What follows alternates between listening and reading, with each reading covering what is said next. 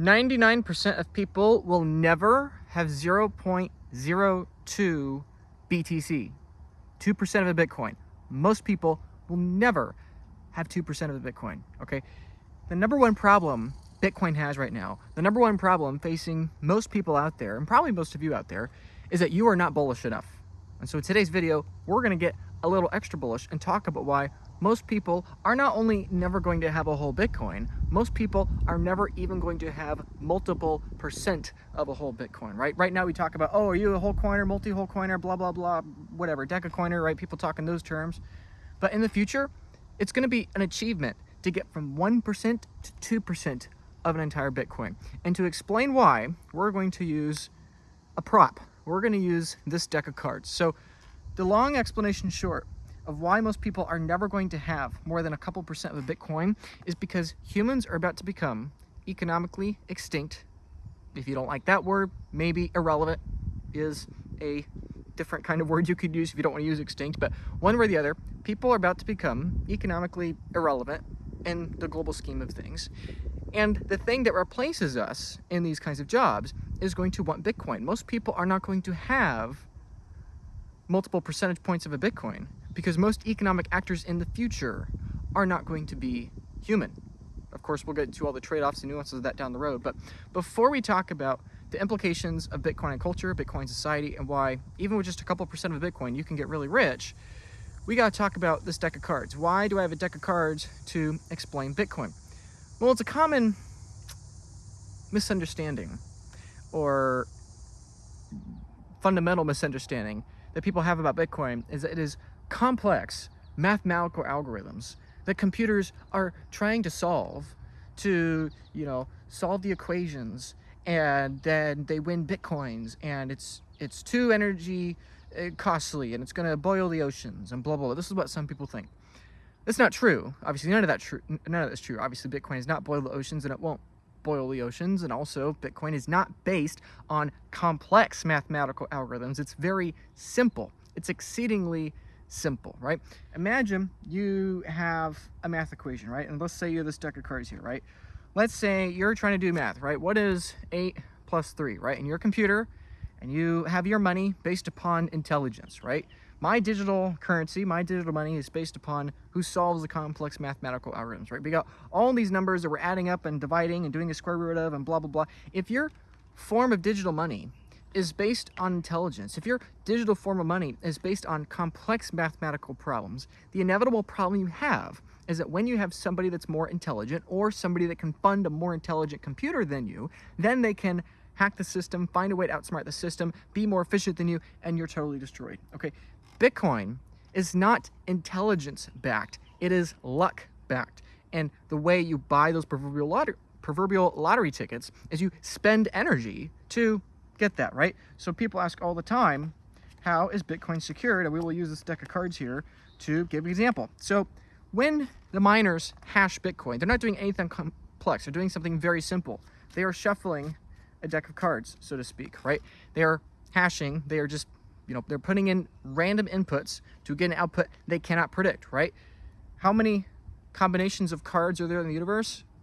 52 factorial. That's a very large number. It's quite literally a number that can't fit in the universe. In fact, it is almost statistically certain that every single time I shuffle the cards right now, it is an entirely unique order of the set of cards. I know that sounds unbelievable, but yet it's true. The most abundant thing in the universe is a number that can be duplicated endlessly. I'm not shuffling that very well, right? Another example is the concept of, what is it called? The Library of Babel, right? Basically, you take all 26 letters plus a few special characters and every combination possible, and you create a library that literally doesn't fit in the size of the universe, right? Like you literally could not store if you wrote out every single combination of different letters in the English alphabet, or if you wrote out every single possible combination of a deck of cards and you put it on a hard drive, you could not make a hard drive big enough to fit in the universe, right? That is how stupendously absurd these kinds of large numbers are. And so as a person that is hashing Bitcoin, trying to get more Bitcoin, I can be exceedingly confident every single time I shuffle this deck of cards, it is an output that I've never gotten before, right? I put in a random input, trying to shuffle cards, and I get a certain output that has not existed before, right? So how does Bitcoin, if it's not intelligence-based, if it's instead luck-based, depending on the kind of output you get, how do we determine which outputs are worth more than others, right? Why does it matter if the jack is behind the king or in front of the king, right? How do we algorithmically peg Bitcoin to a certain output that represents a certain amount of energy expenditure? Again, has to do with luck, not with intelligence. Let's say I sat here for hours or minutes and I shuffled this deck of cards, and let's say by chance the top card I got was an ace, right? That's not necessarily that likely, right? It's a 1 in 13 chance, I suppose, for me to randomly shuffle the deck and get an output where the very first number here, the very first integer, is an ace, the lowest card possible, right? Now let's say that we say, okay, that's great, but Luke, that's too easy. We can't base the entire global monetary system based upon if you can pull an ace out of the top of a deck of cards based on chance, right? Let's do something a little more random. Let's instead have you shuffle the cards randomly, where you don't know what it's going to be, and not only is the first card, but the second card, both the first two are aces, right? That is inherently a less probable outcome than only having one card, the first card, be an ace, right? It is inherently less likely to have the first two of the deck to be the lowest probability, or not the lowest probability outcome, but to be the lowest integer, right? To be a certain integer, right? And this is essentially what Bitcoin does, right? Now imagine if I am shuffling this deck of cards, right? I got to put my aces aside, otherwise I'll lose them, because it's not easy to randomly get them on the top of the deck, right? But let's say that I no longer am the only competitor. Let's say that you were to join me here in my wonderful yard and stand around there and you're shuffling your own deck of cards. And the race is to see who by random chance can get the first two aces, the first two cards in their deck being aces, right? That would take probably half as long, right? 2 times as many people trying to compete for still a very unlikely income. It might take us a couple hours, depending how fast we shovel. And so that's shuffle. And so what we have to do is we have to difficulty adjust upwards. How do we difficulty adjust upwards? We make it even more improbable to get an outcome, right? Meaning now not only do we need 1 or 2, but we need 3 aces at the very beginning of our very long number here, of our very long random output, right? The more people you have shuffling decks of cards, the more aces you require to prove that you put in the most number of shovels, right? It's not going to literally always be true, right? Quite literally, you could be out here shuffling your deck of cards for hours and hours and hours trying to get all 4 aces in a row at the very top of your deck. You could be out here for literally a week trying to do that. And maybe I come out here on like my 8th try, I get it, right?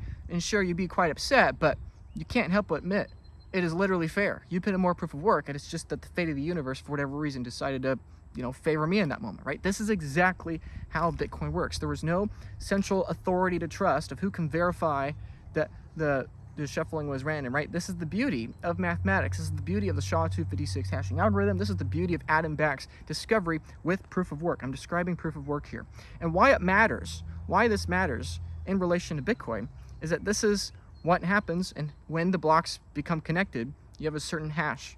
And now it's not decks of cards, right? Obviously the numbers on a screen, but if you go to Bitcoin's mempool, or you look at the chain's history, every single person that runs a Bitcoin node, you can see that every single hash linking every single proverbial block of deck of cards has the first 4 aces on top in a row, and you can verify without asking a bank, without asking another person, or without asking the person that mined the Bitcoin, right? You can verify that that block was created almost certainly out of an exceeding large amount of effort. Because of the way cryptography works and the way that, we can't break SHA-256, or at least, maybe quantum computers or whatever, but that's a separate conversation for another video. That block probably took a great amount of work of shuffling to get that output, because how unlikely it is to shuffle a deck randomly and you get all 4 aces in the very top of the deck, right? And that's what, with Bitcoin's hash, that's why you see so many zeros at the beginning of each block. And as difficulty goes up, the number of zeros required, and that's a useful oversimplification, but the number required gets lower and lower and lower. And so people often oversimplify it to saying there's a number of leading zeros. That's the current difficulty adjustment, right? Or at least that's the big picture view, right? That's how Bitcoin is able to scale to the whole world. Years ago, at the very beginning, Satoshi Nakamoto had 1 deck of cards, and he was shuffling getting the first couple Bitcoin blocks, and it took a while. I believe there's a 5-day, I think it's like a 5-day gap at some point in the first week or so. I think there's like a multi-day gap between Bitcoin blocks because it took so long, because there's only one person shuffling, and the odds of getting those 4 aces at the very top is exceedingly unlikely.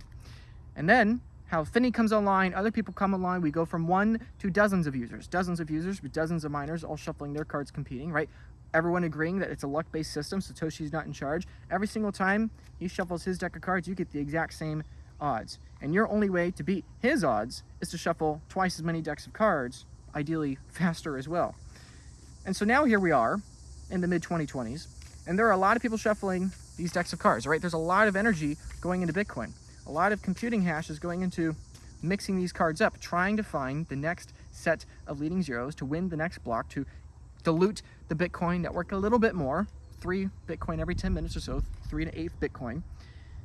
But what does this have to do with AI? Well, the reason why this is important is that it's going to become increasingly confusing as to how the world works and what is actually going on in the world, right? Obviously, you can verify in analog meat space what is real and what isn't real with your own eyes, but when it comes to interacting with the digital world, when it comes to interacting with cyberspace, the internet, and the rest of the world, other than, you know, the 100 meters in any direction, or the, you know, the mile or 2 in any direction, right? Beyond your literal horizon, everything else that is digital is going to be increasingly difficult to discern what is real or not, right? Right now, you call your family members on your smartphone and you think nothing of it. But what happens when in 5 years, or maybe like 5 months, when AI is good enough that you don't know if that's your loved one or not? They sound like your loved one, they talk like your loved one, they even remember things from your shared past like your loved one, right? If you have an AI that's getting smarter and smarter and smarter every single year, it's only going to know more about you, it's only going to know more about your family members, and it's only going to be more difficult to discern, am I actually talking to the person I think I'm talking to? Am I actually texting to the person I think I'm texting to? Is that email from the real person, or is that from an AI bot that is pretending to be that person? Or is it from the AI bot of that person that's like their AI assistant? Or is it that some AI from some malicious person hacked into their email and they sent it to me, right? All these things are going to get more difficult. People are going to be scrolling on their social media and they won't know what news stories are true and what are completely fabricated by an AI for malicious purpose, and what others are just fabricated by AI because the AI doesn't know what else to do, right? This is the future we're going into. And this is why I commonly say we have less in common with the near future and the past, right? We're used to cell phones. We're used to thinking that the world was one way and now it's a new way and it's going to be this way forever. But that's not the case. We're in a very brief window period of time. There were thousands of years where you could literally never talk to another person digitally, right? Like you literally never could have a phone call with the person, right? Your only way of communication was, you know, with a piece of paper or a letter or a pigeon or whatever, but there's a massive time delay, right? Real-time interpersonal communication that is geographically independent is a wildly new concept. With the telegraph, with the landline phone, and now with the smartphone, not only can you talk to the person, you can see the person on your screen. That's the past. And we have just entered this brief window, right? We're a little over a century into this window, but that window will end at some point in the not too distant future, unfortunately. Or at least you'll still be able to have the conversation, but it'll be something that you're not actually sure is the person or not, right? We're already seeing different moral quandaries about this, right? Can you make an AI that talks and acts like your loved ones, right? AI is inspired based on people, right? Pretty soon they'll be making movies out of the likeness of Tom Hanks instead of Tom Hanks himself, right? People become concepts. People become things to monetize, or digital abstractions to monetize instead of human beings, you know? And that has a lot of maybe good things. And that has a lot of probably bad things. But whatever the case, whether you think this is good, whether you think this is bad, whether what I'm saying right now scares you or excites you, you cannot deny we have less in common with the near future than the ancient past. And so in that future, in a digital world where everything is susceptible to being altered by a computer, either by another person or a computer by a computer, in that world, it becomes critical, absolutely critical, you know what is real or what is not real, okay? People talk about right now in this smartphone social media age of, oh, it's hard to know what's real, what's not real. There's so much information misinformation or whatever out there, right? All these people are whining and complaining about the way the world is, but the reality is we haven't even seen the beginning of it. 99% of the misinformation is in front of us, not behind of us. 99% of the productivity of AI is in front of us, not behind us. 99% of the cures for cancer and rare diseases the AI is going to create are in front of us, not behind us, right? In every single avenue, whether you're a pessimist or an optimist, less than common with the future and the past. And in that future, the one thing that is worth anything in the digital universe is not information, because information is trending towards free. It's going to be a piece of data, a piece of information that can be archived, that you can verify has not been tampered. And that is the Bitcoin blockchain. I am a person, I am a human being, okay? I fall short all the time. I never have enough hours on the day. I work pretty much all day, pretty much every day on Bitcoin. I try to take Sundays off, but honestly, realistically, I only take probably about half a Sunday off, if that even. You know, that's not always the case, right? I'm working a lot, but no matter how hard I work, I can only make so many Bitcoin YouTube videos. I can only make so much content. I can only have so many clients. I can only have so many friends, right?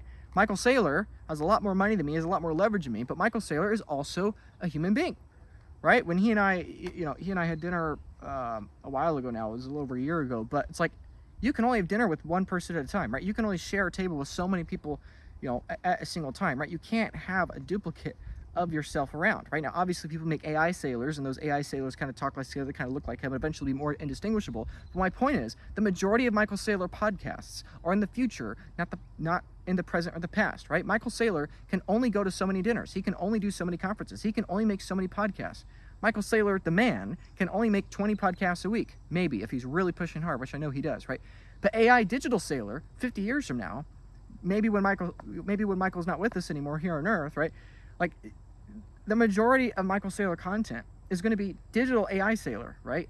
And so my point in all this is that it's really critical that people own shares of a network that they can verify has not been diluted or created by the vast abundance of information that is trending towards the marginal cost of production, which is zero, right? Bitcoin is going to be the last information on the network, or excuse me, on the internet, and therefore in the world, that you can know is true. This is where it's going, right? Right now, people are addicted to their social media algorithms because they think that the news is actually real. By the way, it's not. But let's say even it was, right? It's way more real than it's going to be in 5 years. It's way more real than it's going to be in 10 years, right? And people are addicted to it because they think it's real. It gives them some dopamine hit, right? If something's not fake, you're not really that entertained by it, right? But because people think it's real, they're addicted to it. We're leaving the analog world in this kind of quasi-digital space, but in the future, it's going to bifurcate. And the only information you can know is real is a book you can hold in your hand that has not been digitized or that's not been printed out by a printer, right? Like a handwritten note. Those kinds of things will be real in the future. And Bitcoin's blockchain will be real because it is the one piece of data on the entire internet. It is the one network of transactions, of inscriptions, of whatever's going to be on the chain, right? It is the one network. Whatever's on there, you know, that could be your debate of what should or shouldn't be on there. But whatever's on there is going to be on there for all future time, and we don't know how to destroy it because the network economically incentivizes its own survival. And so, why do I say so confidently that most people will never have one Bitcoin, will never have 2/100ths of a Bitcoin, 1/50th of a Bitcoin, 0.02 Bitcoin? Why do I say this so confidently? It's because 50 years from now, the majority of labor is going to be AI, not human, right? We are horses, my friend. We are horses. We're having this conversation on the eve of the adoption of the automobile. And I can say that, oh, well, horses have intrinsic value because we're living beings, right? A car is not a living being. People are always going to value the efforts and the transportation efforts of a horse, right? We can say that as much as we want and pat ourselves on the back, but the reality is just that we can't do it. A horse can only run so many miles in a day, right? A horse can go, 20 miles an hour for 10 hours a day, maybe like 3 days a week, right? A car can go 80 miles an hour all day, every day for years until it crashes and burns and dies, right? Oh, also, by the way, for cheaper, right? It's probably cheaper to, feed gas to a car than to feed hay, shelter, and water and veterinary medicine to a horse, right? Like, it doesn't matter if you're a living being. It doesn't matter what, and this is one of the problems of fiat, is that in fiat money, we tie economic purchasing power, we tie that in with the intrinsic value of the person. That's just not true. You are worth way more than any number of dollars. You're worth way more than any number of Bitcoin. So stop tying yourself to your economic productivity, right? If you're a horse and you are tying that given output of the number of miles you're able to run in a given day with your intrinsic value as a creature, as a living being, right? You're going to fail and you've missed the entire point.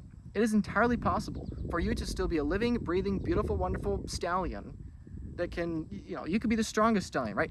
You can still have intrinsic value as a living creature, but still be economically extinct, economically irrelevant. And that's where the horse is today. The horse is economically extinct. It is irrelevant. Nobody, and I mean nobody, travels by horse in the present day unless they're in some part of the world that's impoverished and for some reason doesn't have cars, scooters, or public transportation, right? Nobody uses a horse. But here's the beautiful thing. Just because the horses went economically extinct, it does not mean that the horse is without value. There are more horses today than there were 100 years ago, despite the number of horses collapsing by 99% per capita in relation to the human population, right? This is the same concept of AI. Replace humans with AI, replace horses with the human beings. This is exactly what's going to happen. There are going to be more people, and probably there are going to be more people 100 years from now than there are in the present moment. And more of those people are going to be retired than people today. In fact, maybe in the far, far distant future, there are going to be more people retired than there are currently living people here today on Earth. Why? Because just like the human population in relation to the horse, the AI population or the AI productivity is going to explode relative to the human being. And so maybe you're a special little snowflake and you're going to keep your job and you're going to be monetizable for the next 10, 20, 50, maybe 100 years, right? Maybe your grandkids will be doing your profession, whatever the heck that is. I don't know what it is. But let's say even if you're doing that, you're still economically irrelevant. Let's say you are the magical special snowflake horse and the magical special snowflake job, that you've somehow kept your job and you are fully employed and economically viable in the year 2025 as a horse. Good for you. You're still economically irrelevant because the automobile grew so much in relation to you. It controls the world. You no longer control the world. The same thing, economically speaking, is probably going to be true with people. All the businesses will be run by the AIs. All the maintenance, all the effort, all the work, all the manual labor, all that stuff will be run by the AIs. And sure, people will have jobs and they'll have careers and they'll make money managing those AIs on behalf of them, right? But the direction is going in that way. And so it's critical you get some Bitcoin. And that's why it's critical you get as much as you possibly can.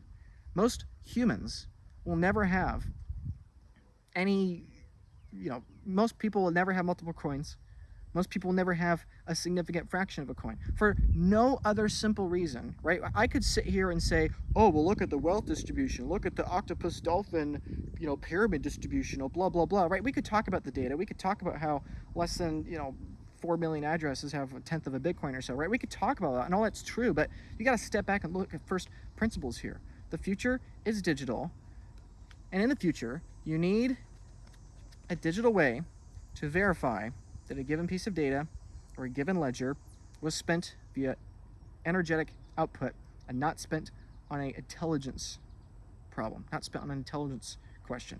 And so the reason why most people will not have a significant portion of a Bitcoin is because most of the economic actors 50 years from now, 80 years from now, are going to be AIs, right? So sure, yes, you can make the point that, 10 billion people in the world, 21 million Bitcoin, okay, the average person's going to have less than 200,000 Satoshis. You're not wrong. That should make you wildly bullish. Every single time you buy 200,000 sats, you're probably buying an entire retirement level net worth, just, maybe 50 years too early, right? But even beyond that, my point here is that why are people limiting themselves? Thinking about, oh, there's 10 billion people, 21 million Bitcoin, therefore 200,000 sats a person, whatever, right? It's like, zoom out. Do you understand that there aren't going to be 10 billion economic actors 50 years from now? There are going to be hundreds of billions, right? We have less in common with the near future than the past. If you, and I'll make other videos on this soon, but if you chart out the number of labor hours in human history, it's going to be a hockey stick, right? 1,000 years ago, you had 100 million people working 2,000 hours a year to make a living, right? Today, in the modern world, you got 5.3 billion adults working 2,000 hours a year, right? 50 years from now, you're going to have 50 billion AIs and softwares and humanoid robots and tiny little autos or whatever, right?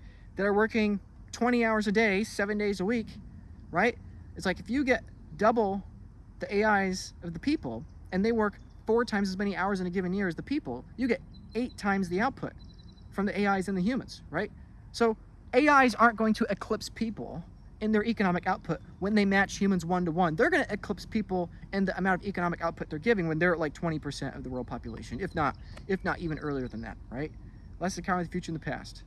And you got to buy some Bitcoin because sure, we can say, oh, 200,000 sats a person on average, but in reality, I think it's going to be a number much, much, much smaller than that in a long enough time frame because people 100 years from now just are not going to be able to have an income in the same degree that they do today. And maybe that scares you. Maybe that means you think we got to have universal basic income or some other political baloney, right? But politics can't win against technology because the incentives behind technological progress are greater. And so you can be the horse whining and complaining, saying, oh man, 100 years, these autos are going to take over. None of us are going to have any jobs. Our descendants are never going to have any jobs.